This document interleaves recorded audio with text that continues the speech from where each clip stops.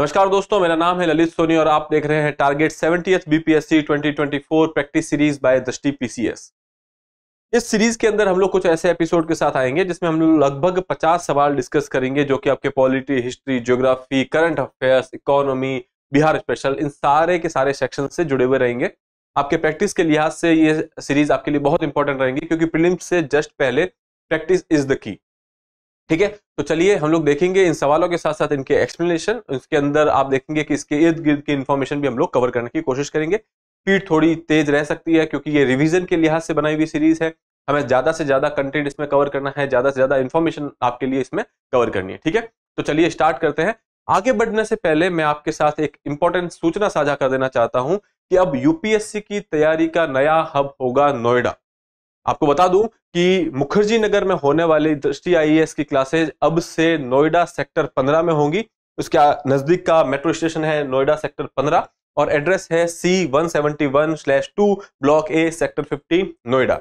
और अधिक जानकारी प्राप्त करने के लिए आप इस नंबर पे कॉल कर सकते हैं जो कि है 9311406440। इसके अलावा आपकी डिस्क्रिप्शन में एक लिंक है जिसके ऊपर क्लिक करके आप अपना फॉर्म भर सकते हैं। उसके बाद आपको हमारे काउंसलर की तरफ से कॉल आएगी जिससे आप और अधिक जानकारी ले सकते हैं। ठीक है, आगे बढ़ते हैं। यहाँ पे आप देखेंगे कि जो जीएस फाउंडेशन की क्लासेस हैं वो हिंदी मीडियम में 9 दिसंबर से 11:30 बजे सुबह स्टार्ट होगी, ये एएम है। और इंग्लिश मीडियम की क्लासेस 12 दिसंबर से शाम 6 बजे से स्टार्ट होगी। ठीक है, अगर आपने इस चैनल को सब्सक्राइब नहीं किया है तो इसे कर दीजिए। और इसी के साथ हम बढ़ते हैं आगे, स्टार्ट करते हैं पहले सवाल के साथ। पहला सवाल है कि लखीसराय जिले में शाल भंजी का मोक्ष देवी की एक बहुमूल्य मूर्ति मिली है जिसका प्राचीन इतिहास के किस काल से संबंध है। यहां पे देखिए, पाल काल, मगध काल, कुषाण काल या गुप्त काल। शाल भंजी का मोक्ष देवी की मूर्ति क्यूल नदी के किनारे एक खुदाई हो रही थी और उस खुदाई के अंदर एक अष्ट धातु की मूर्ति मिलती है जिसे पहचाना जाता है कि वो शाल भंजी का मोक्ष देवी की मूर्ति है। और ये देवी आपके बुद्ध धर्म में लोक देवी के रूप में पूजी जाती है। ठीक है, तो इसका और जो बात करें कि ये जो मूर्ति है लगभग 2000 साल पुरानी है और ये कुषाण काल से संबंध रखती है। ठीक है, तो ऑप्शन सी जो है कुषाण काल आपका सही उत्तर होगा। यहां देख लीजिए, ये आपकी मूर्ति है और ये लखीसराय जिले के चानन प्रखंड के पास क्यूल नदी के रामपुर बालू घाट पर खुदाई के दौरान मिली है, कुषाण काल से जुड़ी हुई है। और ये जिसकी बात कर रहे हैं शाल भंजी का मोक्ष देवी 2000 साल पुरानी मूर्ति है और ये बुद्ध धर्म में लोक देवी के रूप में पूजी जाती है। अब यहाँ पे इंपॉर्टेंट चीजें हो जाती है कि कहाँ पाई गई, उसके अलावा किस नदी के तट पर पाई गई। तो क्यूल नदी, बिहार में बहुत सारी इंपॉर्टेंट नदियां हैं जिनका मैप यहाँ पे दिया हुआ है। गंगा है, फाल्गु है, पुनपुन है, गंडक है, बूढ़ी गंडक है, ठीक है, बागमती है, कोसी है, ये सारी नदियां यहां दी गई है। इनमें से एक इंपॉर्टेंट नदी यहाँ पे कुछ इस तरीके से बहती है जिसका नाम है क्यूल, और क्यूल नदी के तट पर हमें ये मूर्ति मिली है। इसके अलावा आपको याद पता होगा कि कोसी नदी जिसको बिहार का सौरो भी कहा जाता है। ठीक है, तो आप ये सब चीजें ध्यान रखेंगे। चलिए आगे बढ़ते हैं, अगला सवाल देखते हैं। शिक्षा, कल्प, व्याकरण, निरुक्त, छंद और ज्योतिष ग्रंथ किसका हिस्सा है? उपनिषद, आरण्यक, ब्राह्मण या फिर वेदांग। ये वेदांग का हिस्सा है, सभी जानते हैं। वेदों को सपोर्ट करने के लिए कुछ रचनाएं की गई थी, उनमें से ये 6 रचनाएं हैं: शिक्षा, कल्प, व्याकरण, निरुक्त और छंद और ज्योतिष। यहाँ पे आप देख सकते हैं शिक्षा, छंद, व्याकरण, निरुक्त, कल्प और ज्योतिष क्यों बनाए गए थे? वेदांग को हिंदू धर्म के सहायक विषयों के रूप में विकसित किया गया था जो वेदों के अध्ययन से जुड़े हुए हैं। ठीक है, अगला सवाल देखते हैं। बौद्ध धर्म के निम्नलिखित ग्रंथों में से किसमें बुद्ध के पूर्व जन्मों की जातक कहानियों की सूची है? अंगुत्तर निकाय, खुद्दक निकाय, अम्बट सुत्त या फिर अभिधम पिटक। बुद्ध धर्म की बात करें तो, लिटरेचर की बात करें तो आपको पता है 3 पिटक काफी इंपॉर्टेंट हो जाते हैं। एक है आपका विनय पिटक, एक है सुत्त पिटक और एक है अभिधम पिटक। अब सुत्त पिटक जो है, सुत्त पिटक के अंदर एक खुद्दक निकाय है और खुद्दक निकाय के अंदर जातक कहानियों का वर्णन किया गया है। तो ऑप्शन बी जो है आपका सही उत्तर होगा। यहां पे अगर सुत्त पिटक की ऑप्शन में होता तो वो भी आपका सही उत्तर होगा क्योंकि सुत्त पिटक का ही एक निकाय है खुद्दक निकाय। ठीक है, अब जातक कहानियां क्या होती है? बुद्ध सिद्धार्थ का जन्म होने के बाद जब वो बुद्ध बने जिस जन्म में, उससे पहले वो काफी जन्म ले चुके थे और उसमें अलग अलग संदेश दिए गए हैं। ठीक है, तो उन सब संदेशों को, उन सब पिछले जन्मों की जो कहानियां हैं उनको जातक कहानियां कहा जाता है। ठीक है, तो वो आपके सुत्त पिटक के खुद्दक निकाय का हिस्सा है। जातक कहानियां जो बुद्ध के विभिन्न पूर्व जन्मों का वर्णन करती है, बौद्ध धर्म के थेरवाद का हिस्सा है। ठीक है, बुद्ध धर्म में आपको पता है बहुत सारे सेक्ट्स हैं, उनमें से एक है थेरवाद। ठीक है, इसके अलावा बुद्ध धर्म प्रोमिनेंटली दो हिस्सों में बांटा गया था, महायान और हीनयान, ये आप याद रखेंगे। और फिर जब हम बात करें, थेरवाद भी बुद्ध धर्म का एक सेक्ट है जिसके अंदर ये जातक कहानियां मिलती है। ठीक है, अब सुत्त पिटक के खुदक निकाय में ये पाई जाती है, जिसके बारे में हम बात कर चुके हैं। अगला सवाल, प्राचीन भारतीय ग्रंथों में वर्णित प्रसिद्ध दशराज युद्ध किस नदी के तट पर लड़ा गया था? अब ये दशराज युद्ध जो है, ये लगभग आप ये समझ लीजिए कि कुछ जनजातियों के बीच का युद्ध था। इसको दशराज युद्ध इसलिए कहा जाता है क्योंकि उसमें एक तरफ 10 जनजातियों का एक गठबंधन था, 10 जनजातियों का एक अलायंस या फिर गठबंधन था। ठीक है, और दूसरी तरफ जो भरत जनजाति के राजा थे वो थे। ठीक है, इन दोनों के बीच में ये युद्ध हुआ था और ये युद्ध परुष्णी नदी के तट पर हुआ था। ठीक है, तो आप याद रखेंगे ऑप्शन डी परुष्णी आपका यहाँ पे सही उत्तर है। और परुष्णी नदी कहां पे स्थित है? तो आज के अगर भारत की बात की जाए तो हम इसको पंजाब की रावी नदी से मेल खाता हुआ मानते हैं। ठीक है, तो आप ध्यान रखिएगा परुष्णी नदी। ठीक है, और ये दशराज युद्ध इसलिए कहा जाता है क्योंकि 10 राजाओं के बीच में था। यहाँ पे आप देखिए दशराज युद्ध, जिसे 10 राजाओं की युद्ध के रूप में भी जाना जाता है, इसका उल्लेख कहाँ किया हुआ है? ऋग्वेद में इसका उल्लेख किया गया है। भरत जनजाति के जो राजा थे जिनका नाम था राजा सुदास, और राजा सुदास एक तरफ थे और बाकी तरफ 10 जनजातियों का गठबंधन था, और ये युद्ध परुष्णी नदी के किनारे पे हुआ था। यहाँ पे आप देखेंगे भारत के पंजाब में आधुनिक रावी नदी से मेल खाती है यह नदी। ठीक है, अगला सवाल देखते हैं। अशोक से संबंधित निम्नलिखित कथनों में से कौन सा या कौन से सही है? पहला है, अशोक ने 361 ईसा पूर्व में कलिंग युद्ध लड़ा था। दूसरा है कि अशोक के प्रमुख अभिलेख 13 में कलिंग युद्ध का उल्लेख है। आपको सही उत्तर का यहां चुनाव करना है। सबसे पहले तो जब हम बात करते हैं अशोक के कलिंग युद्ध की, तो नो डाउट इसका वर्णन अभिलेख 13 में है, तो ये बात तो सही है। लेकिन अभिलेख 13 में यह भी लिखा हुआ है कि ये 261 ईसा पूर्व में लड़ा हुआ युद्ध है। ठीक है, तो पहला स्टेटमेंट गलत हो जाता है, उन्होंने 361 दे रखा है। ठीक है, दूसरी बात, जब हम अभिलेख 13 की बात करें तो ये 2 लिपियों में लिखा हुआ है, एक खरोष्टी और दूसरा है आपका ब्राह्मी। ठीक है, तो आप ये बात ध्यान रखेंगे। तो यहां देख लीजिए आपका केवल 2 उत्तर होगा, ऑप्शन बी। ठीक है, अगला सवाल देखते हैं। उससे पहले आप ये देख लीजिए अशोक का जो काल माना जाता है वो 268 ईसा पूर्व से 232 ईसा पूर्व माना जाता है। दूसरी बात, यहाँ पे जब हम अशोक की बात करते हैं तो अशोक चंद्रगुप्त मौर्य के पौत्र थे। ठीक है, और बिंदुसार के पुत्र थे। चंद्रगुप्त मौर्य वो इंसान है जिन्होंने मौर्य वंश की स्थापना की थी। ठीक है, तो आप ये बात ध्यान रखेंगे। कलिंग युद्ध के बारे में बात कर चुके हैं जो कि 261 ईसा पूर्व में हुआ था, और शिलालेख 13 में कलिंग युद्ध का उल्लेख है ब्राह्मी और खरोष्टी स्क्रिप्ट के अंदर। ठीक है, अगला सवाल, देशांतर के संबंध में निम्नलिखित कथनों पर विचार कीजिए। ये अर्धवृत्त है और इनके बीच की दूरी ध्रुवों की तरफ बढ़ने पर घटती जाती है और ध्रुवों पर शून्य हो जाती है। अब देखिए एक एक स्टेटमेंट के हिसाब से बात करते हैं। यहाँ देखिए ये बोल रहे हैं कि देशांतर है, मतलब कि आपके लॉन्गिट्यूड्स हैं, तो ये रहे लॉन्गिट्यूड्स। अब ये कह रहे हैं कि ध्रुवों के पास जैसे जैसे जाते हो आप, इनकी दूरी जो है कम होती है और ध्रुव पर जाकर के इनकी दूरी शून्य हो जाती है। ठीक है, तो ये ध्रुव है, यहाँ पे तो शून्य होगी दूरी, क्योंकि 2 देशांतर आपके ये है। ये मान लीजिए एक ये हो गया और दूसरा थोड़ा दूर ले लेते, एक ये हो गया। अब इनकी दूरी यहां तो बहुत ज्यादा है। ठीक है, अब जैसे जैसे ये दक्षिण ध्रुव की तरफ पढ़ेंगे ये दूरी कम होती जाएगी और यहां जाकर के ये दोनों मिल जाएंगे। ठीक है, तो एक तो ये हो गया कि ध्रुवों की तरफ जाते जाते इनकी दूरी कम हो जाती है। उत्तरी गोलार्ध में भी देखें अगर आप, तो यहाँ पे डिस्टेंस ज्यादा है और यहां जाते जाते कम हो रही है और यहां ध्रुव पर जाकर के शून्य हो जाती है। तो पहला स्टेटमेंट तो आपका सही हो गया। ठीक है, दूसरा, अक्षांश यानी कि समांतर रेखाएं जो है आपकी लैटिट्यूड जो है, रेखाओं से भिन्न सभी देशांतरी यामेत्रों की लंबाई समान होती है। ठीक है, यहां देखिए ये कह रहे हैं, सॉरी, अक्षांश रेखाओं से भिन्न देशांतर जो रेखाएं होती है उनकी लंबाई समान होती है। देखिए ये आपके देशांतर है, यहां से लेके यहां तक जा रहा है, ये ऐसे मुड़ करके नीचे जा रहा है, मतलब ये कुल मिला के सर्कल बने हुए हैं पृथ्वी के ऊपर। अब पृथ्वी के ऊपर आप सारे सर्कल बना ले, पृथ्वी की त्रिज्या तो फिक्स है, तो इस हिसाब से उस एक त्रिज्या के सारे सर्कल जितने भी पृथ्वी पर बनेंगे उनकी जो परिधि होगी वो भी सेम होगी। इसका मतलब है कि इन देशांतरों की लंबाइयां सब जगह सेम है। ठीक है, या फिर यूं देखिए कि उत्तरी ध्रुव से दक्षिणी ध्रुव तक अगर जाना है आपको इस वृत्त के परिधि के ऊपर, तो लंबाई बराबर रहेगी क्योंकि एक स्थान से दूसरे स्थान ही जा रहे हैं आप। फिर आप देखिए लैटिट्यूड्स जो इस तरीके से लेटे हुए हैं आपके, ये देखिए ये 0 है और ये उसके ऊपर अगर हम जाएं तो ये 23.5 है, जो भी अक्षांश मान लीजिए। अब इसकी यहां पे जो परिधि होगी वो ऊपर जाते वक्त धीरे धीरे देखेंगे ये डिस्टेंस कम होती जा रही है। ठीक है, मतलब आप ऊपर से देखिए, यहां पे देखिए जो ये लैटिट्यूड है आपका जो ध्रुव के पास में है इसकी परिधि कम होगी, और जो ये लैटिट्यूड है आपका इसकी परिधि नो डाउट ज्यादा होगी। ठीक है, क्योंकि इस वृत्त की त्रिज्या और इस वृत्त की त्रिज्या में फर्क है, ये इसकी त्रिज्या ज्यादा है तो इसकी परिधि ज्यादा होगी। इसका मतलब जो आपके अक्षांश होते हैं उनकी लंबाइयां अलग अलग होती है और जो देशांतर होते हैं उनकी लंबाइयां सेम होती है। ठीक है, तो ये आप देखेंगे ये भी बिल्कुल सही है क्योंकि बोल रहा है देशांतरीय याम्योत्तरों की लंबाई समान होती है। ठीक है, अगला है ग्रीनविच याम्योत्तर एक प्रधान मध्याह्न है या फिर प्राइम मेरिडियन है रेखा है जो एक भौगोलिक संदर्भ रेखा है जो इंग्लैंड के लंदन में रॉयल वेधशाला ग्रीनविच से होकर गुजरती है।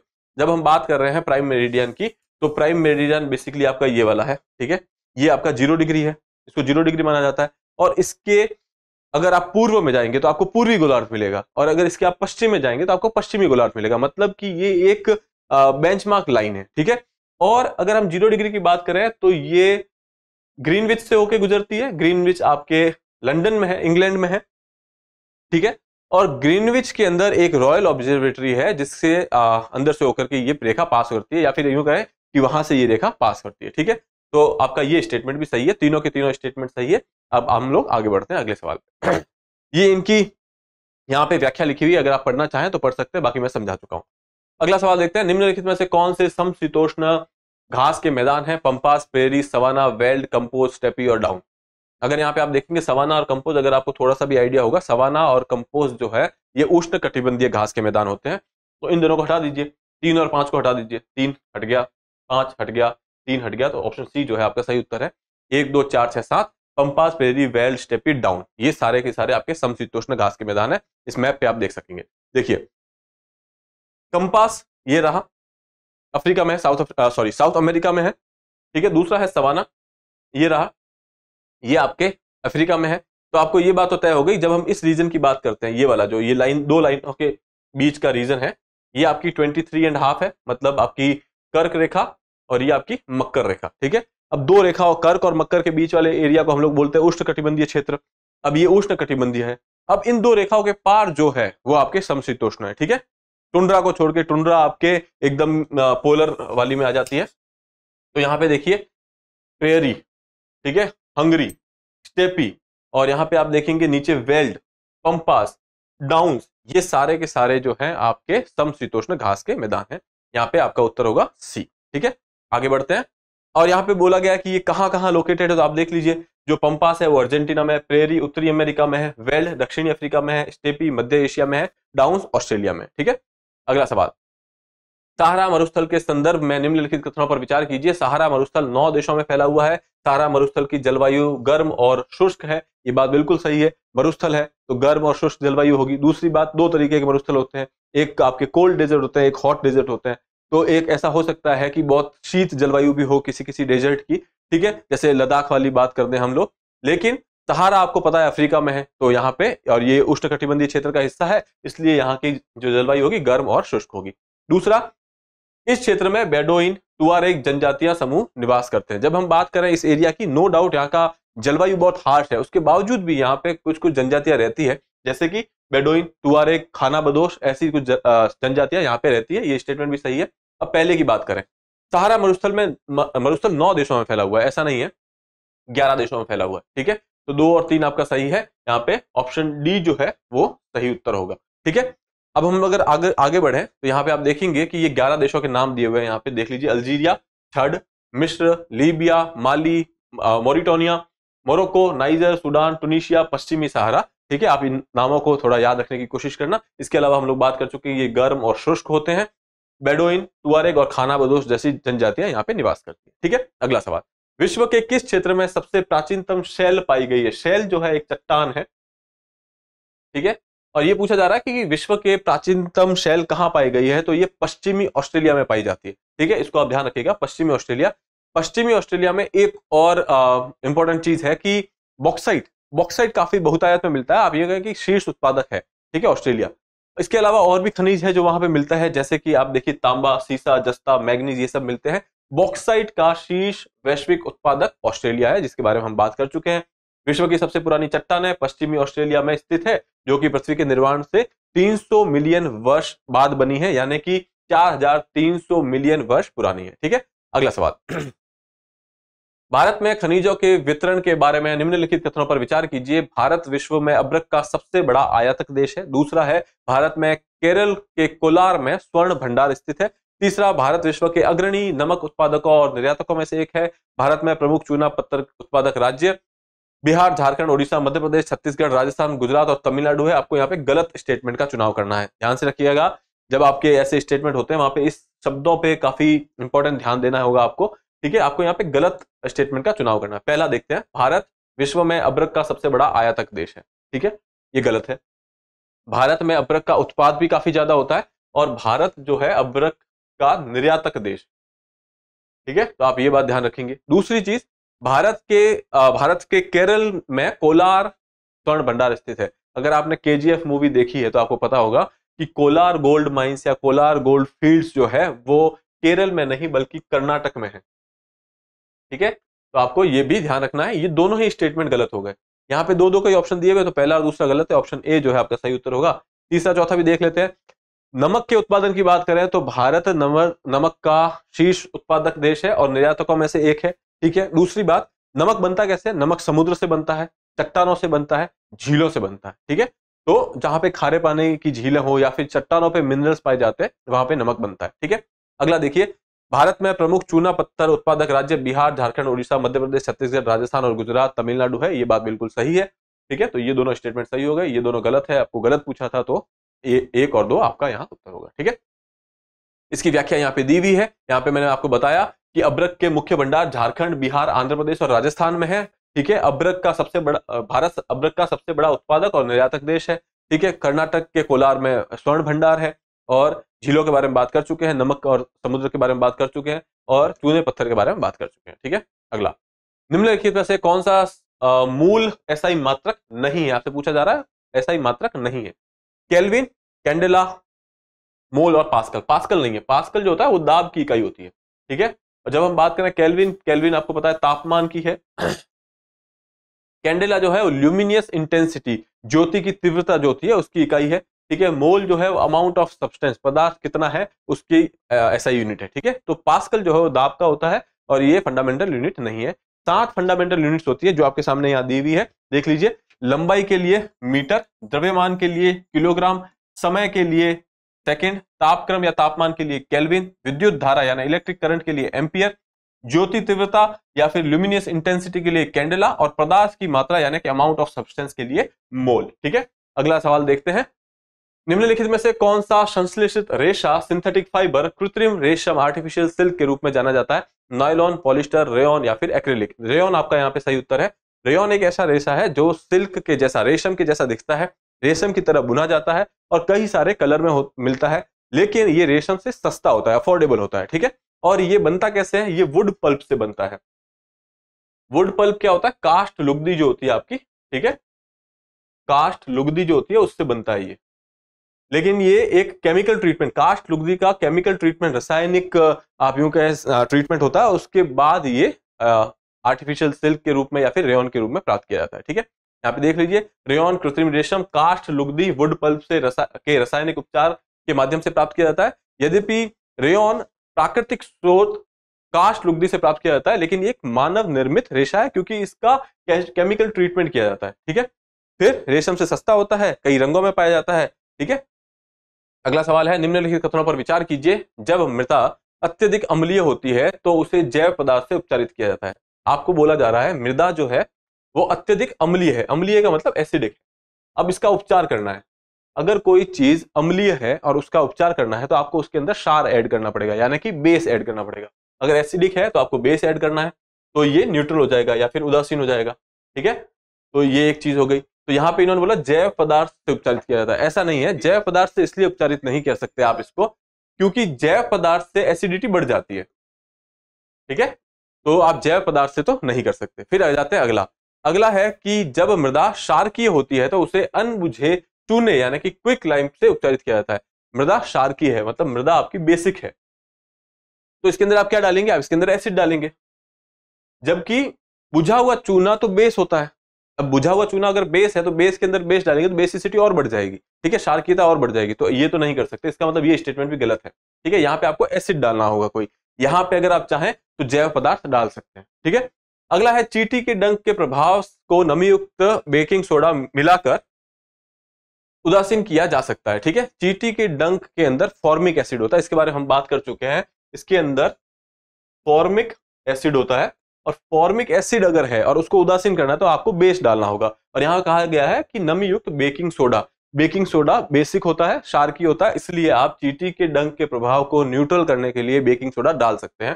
तो तीसरा स्टेटमेंट सही है, पहले दोनों इन्होंने एक्सचेंज कर लिए थे इसलिए ये गलत है। तो ओनली 3 यानी कि केवल ए जो है, ऑप्शन ए जो है आपका आंसर होगा। ठीक है, यहां देख लीजिए, ये सारी एक्सप्लेनेशन यहाँ पे दी गई है।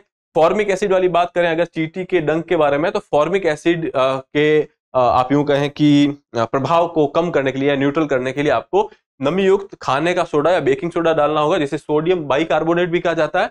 और इसे इसके अलावा कैलामाइन सॉल्यूशन, कैलामाइन विलयन जो है वो आप यूज कर सकते हैं। ठीक है, अगला सवाल, लाल केंचुओं के संबंध में निम्नलिखित कथनों पर विचार कीजिए। वर्मी कंपोस्टिंग लाल केंचुओं की सहायता से कंपोस्ट बनाने की विधि है, बिल्कुल ठीक है। उन्हें अपने आसपास नमी की जरूरत होती है या फिर आर्द्रता यानी ह्यूमिडिटी की जरूरत होती है, यह भी बात सही है। तीसरा है कि ये अत्यधिक उष्ण तथा शीत वातावरण में जीवित रह सकते हैं, ऐसा नहीं है। इनको एक नॉर्मल टेम्परेचर की जरूरत होती है, अत्यधिक उष्ण या फिर शीत होगा तो ये मर जाएंगे। ठीक है, तो ये गलत हो गया आपका, पहला और दूसरा सही है, ऑप्शन ए जो है यहाँ पे आपका सही उत्तर है। ठीक है, लाल केंचुओं की सहायता से कंपोस्ट बनाने की विधि को वर्मी कंपोस्ट या फिर कृमि कंपोस्ट कहा जाता है, ये बात ध्यान रखेंगे आप। दूसरा, लाल केंचुए के मुंह में दांत नहीं होते। ठीक है, इनके लिए एक अलग वर्ड यूज किया जाता है, गिजर्ड्स। एक विशेष संरचना होती है इनके मुंह में जिसे गिजर्ड कहा जाता है, और गिजर्ड की मदद से ये अपना खाना जो है पीस देते हैं। ठीक है, तो ये हो गया दूसरी बात। तीसरा है कि कई लाल केंचुए ऐसे होते हैं जो अपने भार के बराबर का भोजन एक ही दिन में ग्रहण कर सकते हैं। ठीक है, तो ये एक स्पेशल बात है जो आप याद रखेंगे। इसके अलावा नमी की बात कर चुका हूं, नमी की इनको आवश्यकता होती है, और टेम्परेचर जो है नॉर्मल होना चाहिए, अत्यधिक सूक्ष्म या फिर गर्म नहीं होना, ठंडा नहीं होना चाहिए। निम्नलिखित में से कौन सा परिसंचरण तंत्र का हिस्सा है? हृदय, वृक्क, गुर्दा या फिर रक्त वाहिनियां, ए और सी दोनों। ठीक है, आपसे पूछा जा रहा है इनमें से कौन कौन से परिसंचरण तंत्र यानी सर्कुलेटरी सिस्टम का हिस्सा है। सर्कुलेटरी सिस्टम की बात करें तो इसके अंदर 3 कंपोनेंट मुख्य तौर पे होते हैं। पहला तो है आपका हृदय यानी कि हार्ट। ठीक है, दूसरा है आपका जो आपकी रक्त वाहिनियां होती है, ये 2 तरीके की होती है, एक होती है वेन्स, शिराएं, दूसरी होती है आर्टरीज, आर्टरीज मतलब धमनियां। ठीक है, तो आपके 3 कंपोनेंट होते हैं, एक तो है आपका हार्ट, हृदय, शिराएं और धमनियां, इन दोनों को आप रक्त वाहिनियां बोलते हैं। ठीक है, तो आप देखेंगे कि हृदय और रक्त वाहिनियां है नहीं, ए और सी आपका उत्तर होगा। गुर्दे का यहाँ पे कोई लेना देना है नहीं। ठीक है, यहाँ पे आप देख लीजिए, ये आपकी वेन्स हैं जो बाकी शरीर के हिस्सों से जो रक्त होता है उसको हृदय तक ले आती है।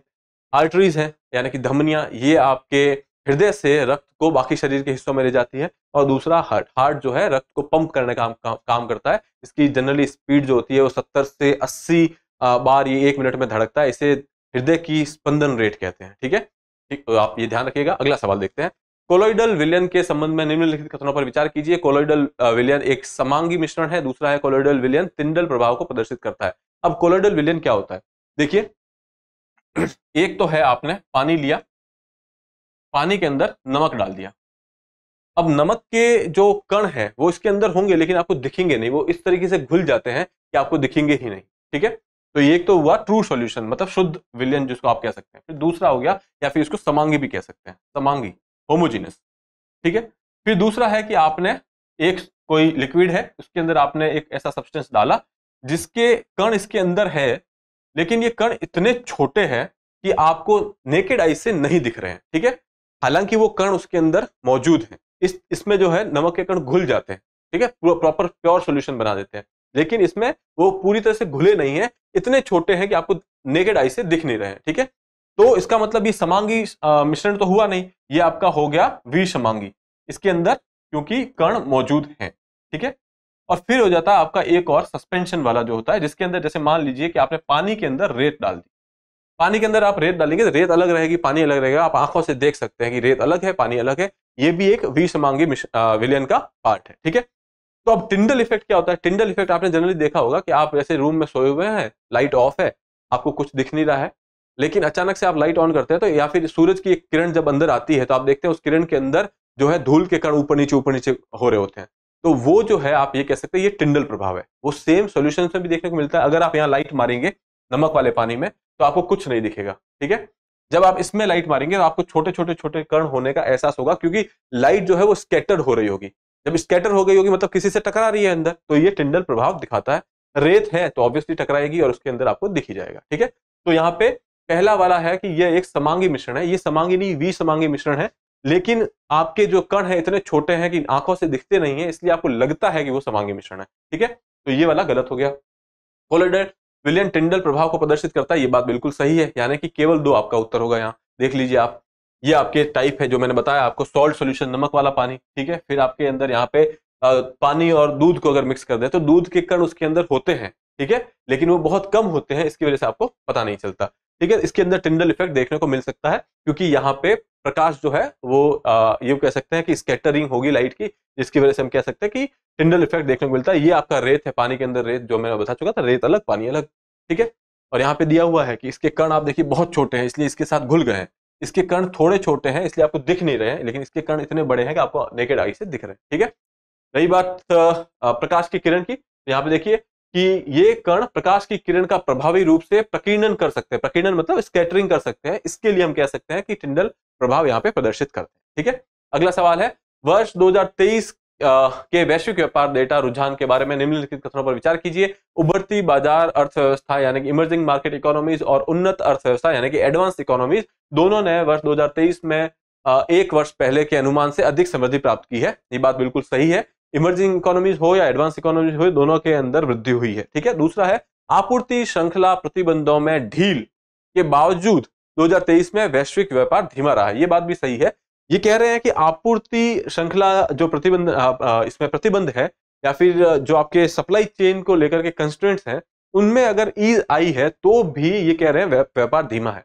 व्यापार धीमा इसलिए था क्योंकि जो आपकी जियोपॉलिटिकल सिचुएशन है, वैश्विक जो गतिविधियां चल रही है, उनकी वजह से रेड सी में इशू हुआ। ठीक है, रेड सी में इशू होता है, या फिर इजराइल वाला इशू हुआ है, इजराइल हमास वाला, रशिया यूक्रेन वॉर हुई है, इन सब की वजह से व्यापार पे प्रभाव पड़ता है, उसकी वजह से ये व्यापार धीमा है। ठीक है, तो ये दोनों ही स्टेटमेंट यहाँ पे सही है, ऑप्शन सी आपका सही उत्तर होगा। यहाँ अगर आपको डेटा देखना तो आप देखेंगे कि उभरती बाजार अर्थव्यवस्था यानी इमर्जिंग इकोनॉमीज में ग्रोथ जो है 3.9% से 4.3% हुई है। ठीक है, दूसरा मतलब पिछले साल 3.9 थी और इस बार 4.3% हुई है। और अगर हम लोग एडवांस इकोनॉमीज की बात करें तो पिछले साल 1.3% थी, जो कि बढ़ करके 1.6% हुई है। तो इसलिए हम कह सकते हैं ग्रोथ तो हुई है, तो ये स्टेटमेंट सही है। दूसरा आपको बता दिया, भू राजनीतिक तनाव, सीमा पार प्रतिबंध और उन्नत अर्थव्यवस्थाओं में धीमी वृद्धि के कारण व्यापार धीमा रहा है। ठीक है, अगला सवाल देखते हैं, वर्ष 2023-24 आर्थिक सर्वेक्षण के निर्यात आयात आंकड़ों के संबंध में निम्नलिखित कथनों पर विचार कीजिए। पहला है, आयात बढ़ने के कारण चालू खाता घाटा तेजी से बढ़ा है। ऐसा नहीं हुआ है, नो डाउट, अगर आप आयात ज्यादा करते हैं तो करंट अकाउंट डेफिसिट बढ़ने के चांस रहते हैं। ठीक है, लेकिन अगर आप कोई किसी भी गतिविधियों की वजह से अगर आपके देश के अंदर पैसा आ रहा है बाहर से, तो फिर हो सकता है कि ये करंट अकाउंट डेफिसिट ना बढ़े। ठीक है, जैसे मान लीजिए कि आपके आयात की वजह से आपने $100 मिलियन का आयात किया, लेकिन आपके इनफ्लो जो है, जो आपके निवेश होते हैं भारत के अंदर या बाहर से जो इनकम आती है, वो $120 मिलियन की आई है, तो आपको $20 मिलियन का फायदा हुआ है, तो ये करंट अकाउंट डेफिसिट नहीं होगा। तो इस बार भी ऐसा हुआ है कि आपके इनफ्लोज ज्यादा थे और उसकी वजह से आयात बढ़ने के बावजूद भी हमारे यहाँ पे करंट अकाउंट डेफिसिट में तेजी से बढ़ोतरी नहीं हुई है। ठीक है, तो ये स्टेटमेंट गलत हो गया। दूसरा देखिए, वित्त वर्ष 2024 में निर्यात में 0.15% की वृद्धि हुई है और आयात में 4.9% की वृद्धि हुई है। यहाँ पे बोल रहा है निर्यात और आयात दोनों में वृद्धि हुई है, ऐसा नहीं है। निर्यात में आपके वृद्धि हुई है और आयात में यहाँ कमी आई है। ठीक है, तो इसकी वजह से ये स्टेटमेंट भी गलत हो जाता है। दोनों स्टेटमेंट गलत है, ऑप्शन डी जो है आपका सही उत्तर होगा। यहाँ पे आप देख सकते हैं कि निर्यात जो है वो 0.15% की वृद्धि हुई है और आयात की बात करें तो 4.9% की गिरावट आई है। ठीक है, इसके अलावा करंट अकाउंट डेफिसिट जो है वो पिछले साल 2% था, जो घट करके 0.7% हो गया है। ठीक है, तो ये बात आप ध्यान रखेंगे। अगला देखते हैं, भारत सरकार की निम्नलिखित में से किस कल्याणकारी योजना में प्रारंभ से लाभार्थियों की संख्या सबसे अधिक है? स्वच्छ Bharat mission, PM Awas Yojana, PM Ujjwala योजना या फिर आयुष्मान भारत योजना। स्वच्छ भारत मिशन के लाभार्थी सबसे ज्यादा है, आप देखेंगे लगभग 11.7 करोड़ टॉयलेट्स बनाए गए थे इस योजना के दौरान। पीएम आवास योजना की बात करें अगर, तो घर बनाने की योजना थी, आपको पता होगा। फिर पीएम उज्ज्वला योजना की बात करें तो एलपीजी गैस सिलेंडर के कनेक्शन से रिलेटेड योजना थी ये। आयुष्मान भारत आपको पता है आपकी जो हेल्थ इंश्योरेंस की योजना है। ठीक है, भारत सरकार के द्वारा हेल्थ इंश्योरेंस की योजना है, 5 लाख रुपए तक का आपको यहाँ पे बेनिफिट मिलता है। ठीक है, तो इसका उत्तर होगा ए। यहाँ पे इसके बारे में दिया हुआ है, आप यहाँ पढ़ सकते हैं। यहाँ पे आपको एक कंफ्यूजन हो सकती है कि देखिए 11.7 करोड़ शौचालय बने हैं और यहाँ पे 11.7 करोड़ घरों में नल लगे हैं। अगर आप टोटल नंबर देखेंगे तो इसका स्वच्छ भारत मिशन का ज्यादा है। स्वच्छ भारत मिशन स्टार्ट कब हुआ था? 2 अक्टूबर 2014 को स्टार्ट हुआ था। ठीक है, इसके अलावा शौचालय इतने बने हैं, उनको यूज करने वालों की संख्या और ज्यादा है। ठीक है, तो इसकी वजह से हम कह सकते हैं कि सबसे ज्यादा लाभार्थी जो है स्वच्छ भारत योजना में। अगला सवाल है, निम्नलिखित में से कौन से डिजिटल सार्वजनिक अवसंरचना, डिजिटल पब्लिक इंफ्रास्ट्रक्चर का गठन करते हैं या फिर डीपीआई बनाते हैं? ठीक है, एकीकृत भुगतान अंतराफलक UPI, open network for digital commerce, Ayushman Bharat स्वास्थ्य खाता या फिर केंद्रीय बैंक डिजिटल मुद्रा। ये चारों के चारों जो है वो आपके डीपीआई का हिस्सा है। डीपीआई का मतलब जो भी आपको सुविधाएं मिलती हैं, जो डिजिटली जो कनेक्ट किया गया है आपको किसी भी चीज से, चाहे वो पेमेंट सिस्टम हो, चाहे आपको डायरेक्ट बेनिफिट ट्रांसफर हो, इन सब के लिए जो स्ट्रक्चर बनाया गया है उसको डिजिटल पब्लिक इंफ्रास्ट्रक्चर कहते हैं। तो यहाँ पे उपयुक्त सभी, ऑप्शन डी जो है आपका सही उत्तर होगा। डीपीआई के 2 कंपोनेंट होता है, एक तो आपके पहचान को लेकर के, तो जैसे कि आधार वगैरह है वो आपकी पहचान को लेकर के, वो भी डीपीआई का हिस्सा है। ठीक है, इसके अलावा दूसरा है पेमेंट को लेकर के, ठीक है, भुगतान को लेकर के। तो जो भी फाइनेंशियल सर्विसेज से रिलेटेड है जैसे यूपीआई वगैरह है, वो भी आपके डीपीआई का हिस्सा है। ठीक है, तो यहाँ पे ये सारी चीजें लिखी हुई है, डिजिटल पहचान प्रणालियां या फिर डिजिटल भुगतान प्रणालियां। ठीक है, अगला सवाल देखते हैं, कृषि ऋण के संबंध में निम्नलिखित कथनों पर विचार कीजिए। वित्त वर्ष 2024 में कृषि क्षेत्र में ऋण वृद्धि खराब रही है क्योंकि भारतीय कृषि को कई चुनौतियों का सामना करना पड़ा है। ये कह रहे हैं ऋण की वृद्धि जो है खराब रही है। अगर आप देखेंगे तो 2021 से 2023 में या इसके आसपास, मतलब इन्हीं सालों के अंदर अगर देखेंगे तो वृद्धि हुई है 1.5 गुना ज्यादा लोन दिए गए हैं। ठीक है, तो इसका मतलब यहाँ पे खराब तो नहीं रही है, अच्छी खासी वृद्धि हुई है। तो ये स्टेटमेंट तो हो गया आपका गलत। दूसरा है, किसान क्रेडिट कार्ड केसीसी योजना ने किसानों को समय पर और सुविधाजनक ऋण प्रदान करने में महत्वपूर्ण भूमिका निभाई है। ये बात बिल्कुल सही है। केसीसी किसान क्रेडिट कार्ड योजना पुरानी योजना है, काफी सालों से चल रही है। इसका मतलब ये कहीं ना कहीं बेटर तरीके से रिजल्ट्स दे रही है और इसका तो उद्देश्य यही है कि सुविधाजनक ऋण दिए जाए किसानों को। ठीक है, तो यहाँ पे आपका केवल एक यानी कि दूसरा स्टेटमेंट जो है वो सही है, ऑप्शन बी आपका यहाँ सही उत्तर होगा। ठीक है, यहाँ पे सेम चीज दी गई है। यहाँ पे 2021 में 13.3 लाख करोड़ लोन दिए गए थे, 2024 में 20.7 लाख करोड़ का लोन दिया गया है, मतलब 1.5 गुना की वृद्धि हुई। ठीक है, अगला सवाल, बिहार में विधानसभा एवं विधान परिषद सदस्य के लिए विकास निधि में कितनी बढ़ोतरी को मंजूरी दी गई है? 10 लाख रुपए, 50 लाख रुपए, 1 करोड़ रुपए या फिर 5 करोड़ रुपए? तो पहले 3 करोड़ रुपए दिए जाते थे, अब 4 करोड़ कर दिए गए, मतलब 1 करोड़ रुपए की वृद्धि की गई है। और ये कहां से दिए जाएंगे? ये दिए जाएंगे आपके सीएम लेड्स फंड से, मतलब मुख्यमंत्री स्थानीय क्षेत्र विकास योजना से ये एक्स्ट्रा पैसा दिया जाएगा। ठीक है, पहले 3 करोड़ रुपए दिए जाते थे, बढ़ाकर अब 4 करोड़ कर दिए गए हैं। ठीक है, तो आपका सी जो है सही उत्तर है यहाँ। अगला सवाल देखते हैं, किस संगठन ने बिहार में राज्य राजमार्गों के उन्नयन के लिए 295 मिलियन डॉलर के ऋण के लिए भारत के साथ समझौते पर हस्ताक्षर किए हैं?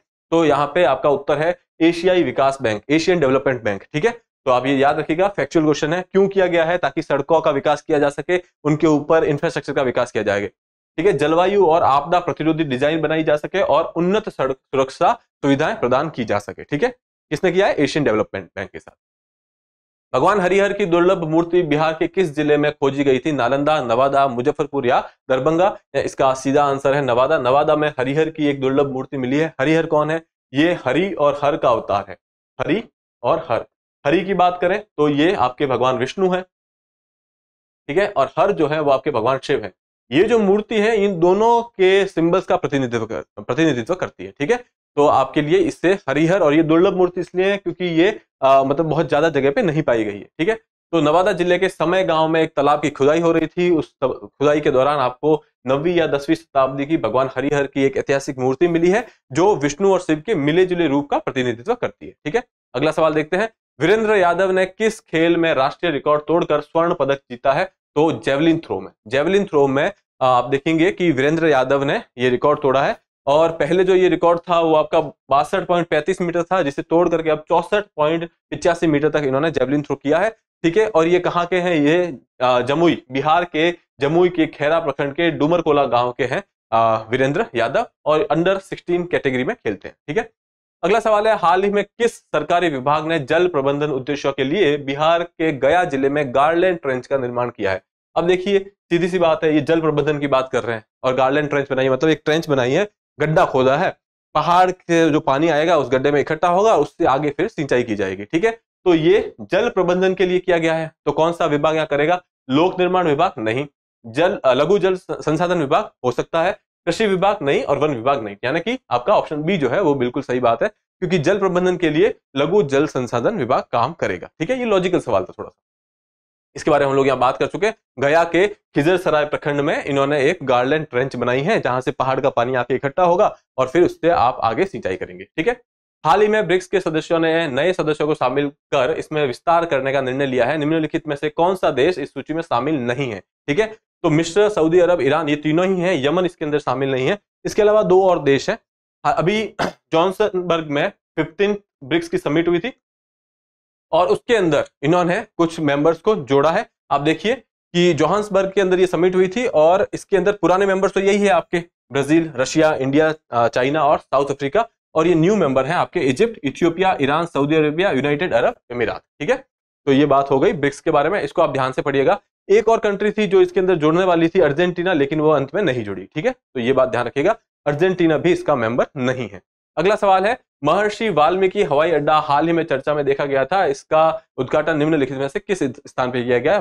महर्षि वाल्मीकि की अगर बात करें तो रामायण से जुड़े हुए हैं। आपको पता है कि रामायण की रचना इन्होंने की थी। इनको आदि कवि भी कहा जाता है। ठीक है, और इनके नाम पे ये हवाई अड्डा, अयोध्या में इसका उद्घाटन प्रधानमंत्री नरेंद्र मोदी के द्वारा किया गया है। तो ये आप यहाँ पे पढ़ सकते हैं, इनको आदि कवि भी कहा जाता है, इन्होंने रामायण की रचना की थी। ठीक है, अगला सवाल, किस राज्य सरकार ने आदिवासियों और दलितों के लिए वृद्धावस्था पेंशन की एलिजिबिलिटी को 60 वर्ष से घटाकर 50 वर्ष करने का निर्णय लिया है? तो हाल ही में झारखंड सरकार ने यह निर्णय लिया है। ऑप्शन सी जो है आपका सही उत्तर होगा। ठीक है, अगला सवाल देखते हैं, ये आप पढ़ लीजिएगा। अगला सवाल है, भारत में निम्नलिखित के आयात को सुव्यवस्थित करने के लिए राष्ट्रीय एकल खिड़की प्रणाली आरंभ की गई है। नेशनल सिंगल विंडो सिस्टम बनाया गया है। विद्युत उपकरण, खिलौने, चिकित्सा उपकरण या फिर फार्मास्यूटिकल। तो ये चिकित्सा उपकरण के लिए ऐसा किया गया है, जो आपके टेस्ट के लिए जो टूल्स वगैरह लगते हैं या फिर और भी जो आपके मेडिकल डिवाइसेस हैं उनके लिए ये किया गया है। ठीक है, अगला सवाल देखते हैं, प्रेरणा कार्यक्रम निम्न में से किस मंत्रालय द्वारा लॉन्च किया गया है? शिक्षा मंत्रालय, संस्कृति मंत्रालय, कौशल विकास और उद्यमिता मंत्रालय, विज्ञान और प्रौद्योगिकी मंत्रालय। अगर प्रेरणा नाम से अगर आप थोड़ा सा सोचेंगे तो लगेगा कहीं ना कहीं ये शिक्षा से रिलेटेड होगा, तो ये शिक्षा मंत्रालय के द्वारा किया गया है। यहाँ पे आप देखेंगे ये एक अनुभव पर आधारित शिक्षा का कार्यक्रम है प्रेरणा, और ये भारत सरकार के द्वारा शिक्षा मंत्रालय के द्वारा लॉन्च किया गया है। ठीक है, अगला सवाल है, हाल ही में निम्नलिखित में से किस देश ने हिम तेंदुए को अपना राष्ट्रीय प्रतीक घोषित किया है? हिम तेंदुआ यानी कि स्नो लेपर्ड। जब हम लोग स्नो लेपर्ड की बात कर रहे हैं तो ये 12 स्नो रेंज कंट्रीज में पाया जाता है। ठीक है, हिमालयन और ट्रांस हिमालयन एरियाज में पाया जाता है, और अभी हाल ही में किर्गिस्तान ने इसे अपने देश का यूं कहें कि राष्ट्रीय प्रतीक घोषित किया है आधिकारिक तौर पर। ठीक है, तो आप ये ध्यान रखेंगे। किर्गिस्तान में इसका और भी महत्व है। किर्गिस्तान की जो कहानियां हैं, वहां के जो लोकल हीरोज होते हैं, उनमें से एक कहानी है मानस की कहानी। उस मानस की कहानी में इसका जिक्र किया जाता है। इसके अलावा इसको पहाड़ों का भूत भी कहा जाता है, घोस्ट ऑफ द माउंटेन कहा जाता है। ठीक है, क्योंकि इसका रंग इस तरीके का है, बर्फ के अंदर रात को अगर आप देखेंगे तो आप पहचान नहीं पाएंगे, तो इसलिए पहाड़ों का भूत या फिर घोस्ट ऑफ द माउंटेन कहा जाता है। किर्गिस्तान उत्तर होगा आपका। अगला सवाल है, हर खेत तक सिंचाई का पानी पहल के संदर्भ में निम्नलिखित कथनों पर विचार कीजिए। यह 7 निश्चय 2.0 योजना का एक घटक है, मतलब फेज 2 का घटक है। इसका उद्देश्य असिंचित गांवों को सिंचाई की सुविधा प्रदान करना है, जिसके तहत वर्ष 2023-24 में 200 करोड़ रुपए का आवंटन किया गया था। ये दोनों ही स्टेटमेंट सही है। सिंपल लॉजिक है, हर खेत तक सिंचाई का पानी मतलब असिंचित एरिया में सिंचाई का पानी पहुंचाना है। ठीक है, और यह 7 निश्चय का योजना, ये बिहार सरकार की एक फ्लैगशिप स्कीम है, तो आप ध्यान रखिएगा, दोनों ही सही है। ऑप्शन सी जो है यहाँ पे आपका सही उत्तर होगा। सेम चीज यहाँ लिखी हुई है, पढ़ लीजिएगा। अगला सवाल है, बिहार आर्थिक सर्वेक्षण 2023-24 के अनुसार निम्नलिखित में से किस क्षेत्र में सबसे अधिक निवेश हुआ है? ऑटोमोबाइल, इथेनॉल उत्पादन, खाद्य प्रसंस्करण या फिर रियल एस्टेट। ऑप्शन सी आपका सही उत्तर है, फूड प्रोसेसिंग या फिर खाद्य प्रसंस्करण। यहाँ पे निवेश सबसे ज्यादा, अगर टोटल निवेश का प्रतिशत देखें तो लगभग 9.7% हिस्सा खाद्य प्रसंस्करण या फिर फूड प्रोसेसिंग इंडस्ट्री में निवेश किया गया है। ठीक है, तो आप इसको ध्यान रखिएगा। इसके अतिरिक्त इथेनॉल उद्योग के तहत 6 इथेनॉल उत्पादन इकाइयों में 686.74 करोड़ रुपए यूके से कि निवेश किए गए हैं। ठीक है, तो आप ध्यान रखिएगा कि फूड प्रोसेसिंग और जो इथेनॉल प्रोडक्शन जो है, इनके अंदर अच्छा खासा निवेश आ रहा है। ठीक है, अगला सवाल है, निम्नलिखित में से कौन सा जिला वर्ष 2022-23 के अनुसार बिहार का सबसे अधिक केला उत्पादक जिला है? भागलपुर, वैशाली, मधुबनी या फिर मुजफ्फरनगर? ये फैक्चुअल क्वेश्चन है। ऑप्शन सी मधुबनी इसका आंसर है। अगर हम बात करें कि सबसे ज्यादा केला कहाँ होता है, तो मधुबनी में होता है। मधुबनी के अलावा आप देखेंगे कि केले का उत्पादन वैशाली और मुजफ्फरनगर, अगर टॉप 3 की बात करें, मधुबनी, वैशाली और मुजफ्फरनगर है। सबसे ज्यादा अगर उत्पादन की बात करते हैं तो आप देखेंगे केले का सबसे ज्यादा उत्पादन होता है बिहार में, फिर आम का, फिर अमरूद का और फिर लीची का। अगर सबसे ज्यादा क्षेत्रफल की बात करें तो सबसे ज्यादा क्षेत्रफल आम के उत्पादन के लिए यूज किया जाता है। ठीक है, चलिए अगला सवाल देखते हैं। बिहार में बागवानी के संबंध में निम्नलिखित कथनों पर विचार कीजिए। बिहार के कुल अमरूद उत्पादन में नालंदा, मुजफ्फरपुर और रोहतास का 50% से अधिक योगदान है। दूसरा है, राज्य के कुल आम उत्पादन में दरभंगा, पूर्वी चंपारण, वैशाली की 1/4 हिस्सेदारी है। तीसरा है, राज्य के शीर्ष 3 लीची उत्पादन के जो क्षेत्र है वो मुजफ्फरपुर, पूर्वी चंपारण और वैशाली है। आपको सही कथनों का चुनाव करना है। ये 3 स्टेटमेंट इसलिए लिए गए थे आपको पता रहे कि किसके उत्पादन में किसका कितना योगदान है। ठीक है, ये तीनों के तीनों स्टेटमेंट सही है। यहाँ पे ऑप्शन डी जो है आपका सही उत्तर है। ठीक है, यही सेम बात यहाँ पे भी लिखी हुई है, इनके प्रतिशत के साथ। डेटा याद रखने की जरूरत नहीं है, सिर्फ आप याद रखिएगा कि अमरूद के उत्पादन में कौन आगे है, आम के उत्पादन में और लीची के उत्पादन में कौन है। इससे पहले हम केले के उत्पादन की बात कर चुके हैं। ठीक है, अगला सवाल देखते हैं। निम्नलिखित में से कौन सा देश विश्व में सबसे पहले जल विद्युत विकसित करने वाला देश था? यूएसए, रूस, जर्मनी या नॉर्वे? तो इसका उत्तर है नॉर्वे। अगर हम बात करें कि सबसे ज्यादा जल विद्युत कहां उत्पादित की जाती है, तो आप देखेंगे पैराग्वे, नॉर्वे, ब्राजील और चीन में की जाती है। भारत में कौन कौन से महत्वपूर्ण प्रोजेक्ट है, तो आप देखिए भाखड़ा नांगल, गांधी सागर, नागार्जुन सागर, दामोदर घाटी, ऐसी परियोजनाएं हैं जहां पे जल विद्युत उत्पाद किया जाता है। इसके अलावा भी और भी बहुत सारे जगह हैं, लेकिन ये मुख्य तौर पर आपको याद रखने के लिए इंपॉर्टेंट है। ठीक है, और नॉर्वे को जल विद्युत विकसित करने वाला पहला देश कहा जाता है, उसका श्रेय प्राप्त। ठीक है, अगला सवाल है, बिम्स्टेक के बारे में निम्नलिखित कथनों पर विचार कीजिए। इसकी आबादी वैश्विक आबादी का लगभग 22% हिस्सा रखती है। अगला है कि इसका संयुक्त सकल घरेलू उत्पाद $3.6 ट्रिलियन है। प्रतिवर्ष विश्व स्तर पर होने वाले वस्तुओं के व्यापार में 1/4 वस्तुएं बंगाल की खाड़ी से होकर गुजरती है। तीनों स्टेटमेंट सही है, एक एक करके देख लेते हैं। यहाँ पे आप देखिए कि अगर हम बात करें शुरुआत वर्ष में 1997 की बात करें तो इसे BISTEC, ठीक है, यहाँ पे देखिए Bangladesh B, Bharat I, Sri Lanka S और थाईलैंड, ये चारों ने इकोनॉमिक कोऑपरेशन EC यानी कि इकोनॉमिक कोऑपरेशन के लिए एक ग्रुप बनाया था। ठीक है, फिर इसके अंदर म्यांमार को शामिल किया गया तो ये बिम्स्टेक बन गया, यहाँ पे M लगा दिया। ठीक है, फिर ये बिम्स्टेक बन गया। बिम्स्टेक के बाद 2004 के अंदर ये नेपाल और भूटान ने भी इसको ज्वाइन कर लिया। ठीक है, तो अब ये एक रीजनल इकाई बन चुकी है। ठीक है, सार्क के आप कह सकते हैं समकक्ष ये एक इकाई बनाई जा रही है। ठीक है, यहाँ पे आप देखेंगे वैश्विक आबादी में लगभग 22% की हिस्सेदारी है। सकल घरेलू उत्पाद की बात करें तो $3.6 ट्रिलियन और प्रतिवर्ष विश्व स्तर पर होने वाली वस्तुओं के व्यापार में 1/4 वस्तुएं बंगाल की खाड़ी से होकर के गुजरती है। तो इसका नाम जो है बे ऑफ बंगाल इनिशिएटिव है। ठीक है, तो इसलिए ये आप देखेंगे कि बे ऑफ बंगाल यहाँ पे मेंशन किया गया। ठीक है, तो आप देखेंगे ऑप्शन सी, तीनों ही सही है, ऑप्शन सी आपका सही उत्तर है। अगला सवाल देखते हैं, बिहार के निम्नलिखित में से राज्य के किस जिले में सबसे बड़ा सौर ऊर्जा का संयंत्र शुरू किया गया है? दरभंगा, पटना, बांका या नालंदा? तो आप पाएंगे कि बांका में सबसे बड़ा 50 मेगावाट का सौर ऊर्जा का संयंत्र शुरू किया गया है। ठीक है, 50 मेगावाट का सौर ऊर्जा का संयंत्र बांका में शुरू किया गया है। अगला सवाल देखते हैं,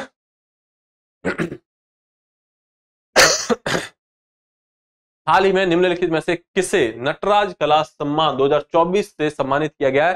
सरदार सिन्हा, प्रसाद रत्नेश्वर, रामचंद्र मांझी या फिर कपिल देव प्रसाद? ठीक है, तो आप देखिए प्रसाद रत्नेश्वर जो है इनको अभी हाल ही में नटराज कला सम्मान के द्वारा सम्मानित किया गया 2024 में। और इन्हें क्यों सम्मानित किया गया है? अभिनय के रंगमंच अभिनय के एरिया के अंदर इनकी जो असाधारण योगदान है उसके लिए इनको ये अवार्ड दिया गया है। और किसने दिया है? नटराज कला मंदिर के तत्वाधान में यह पुरस्कार दिया जाता है। ठीक है, अगला सवाल है, विश्व के पहले 3D प्रिंटेड रॉकेट इंजन के लॉन्च का श्रेय किस अंतरिक्ष स्टार्टअप को जाता है? स्पेसएक्स, ब्लू ओरिजन, अग्निकुल या फिर स्काई रूट? अब मैं आपको बता देता हूं कि ऑप्शन सी इसका सही उत्तर है। अग्निकुल कॉस्मोस एक भारत की स्टार्टअप कंपनी है जिसने अभी रिसेंटली धनुष लॉन्च पैड से यहाँ पे एक रॉकेट लॉन्च किया था और उसका टेस्ट किया था। और उस रॉकेट का जो इंजन था वो आपका 3D प्रिंटेड, पूरी तरह से 3D प्रिंटेड इंजन था। ठीक है, तो आप ये बात ध्यान रखिएगा। और रही बात इस धनुष प्लेटफॉर्म की, धनुष लॉन्चिंग पैड की, तो ये किसने बनाया? ये भी अग्निकुल कॉस्मोस ने बनाया। ठीक है, तो यहाँ पे आप देख लीजिए, भारत अंतरिक्ष उद्योग में एक प्रमुख उपलब्धि के रूप में अग्निकुल कॉस्मोस ने अग्निबाण शॉर्टेड का सफलतापूर्वक प्रक्षेपण किया है, जो पूरी तरह से 3D प्रिंटेड इंजन द्वारा संचालित विश्व का पहला रॉकेट है। ये बात आप ध्यान रखेंगे, ये पूरा का पूरा स्टेटमेंट आपके लिए बहुत सही इंपॉर्टेंट है, ठीक है। फिर दूसरी बात है, इसका प्रक्षेपण भारत के पहले निजी तौर पर विकसित लॉन्च पैड धनुष, जिसे श्रीहरिकोटा में अग्निकुल के द्वारा ही बनाया गया। तो आप यहाँ पे 3-4 चीजें देख लीजिए, कौन सी कंपनी कौन सी है, तो अग्निकुल कॉस्मोस। रॉकेट का क्या नाम है, अग्निबाण शॉर्टेड। क्यों फेमस है, क्योंकि ये पहला 3D प्रिंटेड इंजन इस रॉकेट के अंदर यूज किया गया है। और उसके बाद ये कंपनी जो है उसने एक लॉन्च पैड, निजी लॉन्च पैड बनाया है जिसका नाम है धनुष। कहां बनाया है, श्रीहरिकोटा में, ठीक है। ये सारी इंफॉर्मेशन आप यहां से ले सकते हैं। अगला सवाल है, निम्नलिखित में से कौन जैन धर्म अपनाने वाली प्रथम महिला थी, चंदना, आम्रपाली, त्रिशला या फिर प्रियदर्शना। तो चंदना आपका यहाँ सही उत्तर है। अगर आप यहाँ देखेंगे, ददीवाहान जो है एक अंग प्रदेश, आपको जनपद की अगर नॉलेज हो तो अंग प्रदेश जो महाजनपद था इसी एरिया के अंदर, बिहार वाले एरिया के अंदर, तो यहाँ पे ददीवाहन जो थे उनकी बेटी थी चंदना, और उन्होंने महावीर के बाद में उन्होंने भी जल्दी ही जैन धर्म स्वीकार कर लिया, ठीक है। अगला सवाल है, संसद सदस्यों की शपथ तथा प्रतिज्ञान के संदर्भ में निम्नलिखित कथनों पर विचार कीजिए। मतलब ओथ और अफर्मेशन की बात हो रही है यहाँ पे। शपथ या प्रतिज्ञान, ओथ और अफर्मेशन में संप्रभुता और अखंडता शब्द 16वें संविधान संशोधन अधिनियम 1963 द्वारा जोड़े गए थे। दूसरा है 16वां संविधान संशोधन अधिनियम 1963 राष्ट्रीय एकता परिषद की सिफारिशों पर अधिनियमित किया गया था। तो ये दोनों ही जो चीजें हैं बिल्कुल सही है, ठीक है। आपका ऑप्शन बी जो उत्तर होगा, 1 और 2 दोनों सही। अब देख लीजिए यहाँ पे, जब भी आप बात करते हैं लोकसभा में मेंबरशिप की या फिर संसद में मेंबरशिप की, तो आपको एक शपथ लेनी होती है अंदर जाकर के, वहां पे कोई भी कार्य करने के लिए या फिर उसकी गतिविधियों में पार्टिसिपेट करने के लिए, वोटिंग के लिए आपको पहले शपथ लेनी होती है। अगर आपने शपथ नहीं ली है तो भी प्रावधान है कि आपके ऊपर जुर्माना होगा 500 रुपए का, ठीक है। तो यहाँ पे आप देखिए, अनुच्छेद 99 के तहत आपको शपथ लेनी है। अगर आप नहीं लेते हैं तो अनुच्छेद 104 के अंदर 500 रुपए के जुर्माने का प्रावधान है। और ये कब से जोड़ा गया था, आप देख लीजिए, शपथ में अंतिम परिवर्तन संविधान संशोधन 16 के तहत किया गया था, जिसके अंदर शपथ लेने वाले भारत की संप्रभुता और अखंडता को बनाए रखने की शपथ लेंगे, ठीक है। ये इसके अंदर जोड़ा गया था 16वें संविधान संशोधन के साथ, ठीक है। किसकी सिफारिश पे किया गया था, राष्ट्रीय एकता परिषद की सिफारिश पे किया गया था। अगला सवाल देखते हैं, मंत्री परिषद सामूहिक रूप से किसके प्रति उत्तरदायी होता है। बहुत आसान है, लोकसभा, इसको बताने की भी जरूरत नहीं है, ठीक है। अनुच्छेद 75 में दिया गया है कलेक्टिव रेस्पॉन्सिबिलिटी टुवर्ड्स लोकसभा। अगला सवाल है, राज्य का नाम परिवर्तित करने के लिए संसद को निम्नलिखित में से किस अनुच्छेद के अंतर्गत प्रावधान करना चाहिए, ठीक है। पहला तो आपको पता है, India that is union of state जो लिखा गया है, ठीक है। India that is Bharat is a union of state, वो पहला अनुच्छेद है। फिर दूसरा जो है इसके अंदर आपके स्टेट्स के बारे में बात की गई है। तीसरा है, अगर किसी तरीके का परिवर्तन करना है स्टेट की बाउंड्रीज के अंदर या नाम परिवर्तन करना है तो अनुच्छेद 3 यूज किया जाएगा। आपके सवाल में यही पूछा जा रहा है कि राज्य का नाम परिवर्तन करने के लिए क्या करेंगे, तो तीसरा अनुच्छेद, ठीक है। तो देख लीजिए, अनुच्छेद 3 जो है संसद को अधिकृत करता है, संसद को पावर देता है कि किसी राज्य के क्षेत्र को अलग करके या 2 से 2 अधिक राज्यों के क्षेत्र या फिर राज्यों के हिस्सों को शामिल करके, किसी राज्य के किसी हिस्से को किसी क्षेत्र में शामिल करके, अगर आपको नया मतलब किसी भी तरीके का बॉर्डर रीअरेंजमेंट करके आपको नया राज्य बनाना है तो आप अनुच्छेद 3 के तहत करेंगे। इसके अलावा क्या कर सकते हैं, राज्य का क्षेत्रफल वृद्धि करना, ठीक है। दूसरा, राज्य के क्षेत्रफल में परिवर्तन करना। तीसरा, राज्य की सीमाओं में परिवर्तन करना, या फिर राज्य का नाम परिवर्तन करना। ये सारी चीजें आप अनुच्छेद 3 से कर सकते हैं। अगला सवाल है, लोकसभा और राज्यसभा में विपक्ष के नेता को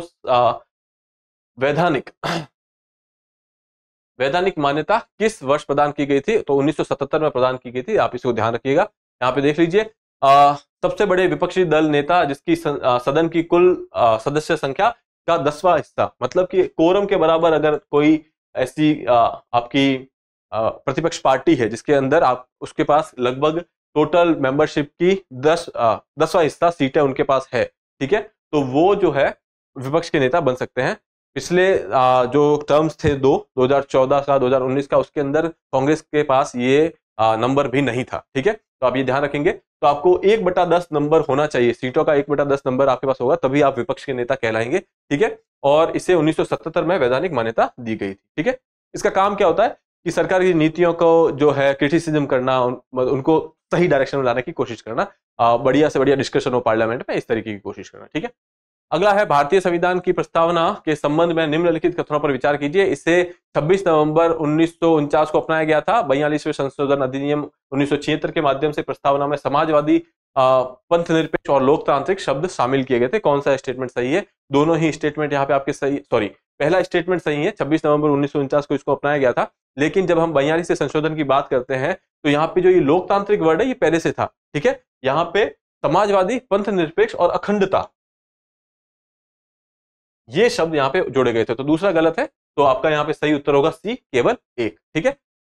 तो यहाँ पे आप देख लीजिए उद्देश्य संकल्प, ये जो हमारी प्रस्तावना वो कहां से आती है? ऑब्जेक्टिव रेजोल्यूशन जो जवाहरलाल नेहरू के द्वारा प्रेजेंट किए गए थे उनके ऊपर ये बनाई गई थी। उसके अलावा ये क्या बताता है? ये बताता है कि भारत के संविधान का उद्देश्य क्या है, ठीक है। तो ये चीजें हैं। 42 संशोधन के साथ ये 3 शब्द जोड़े गए थे, समाजवादी, पंथ निरपेक्ष और अखंडता, ठीक है। ध्यान रहे पंथ निरपेक्ष है, धर्म निरपेक्ष नहीं, ठीक है।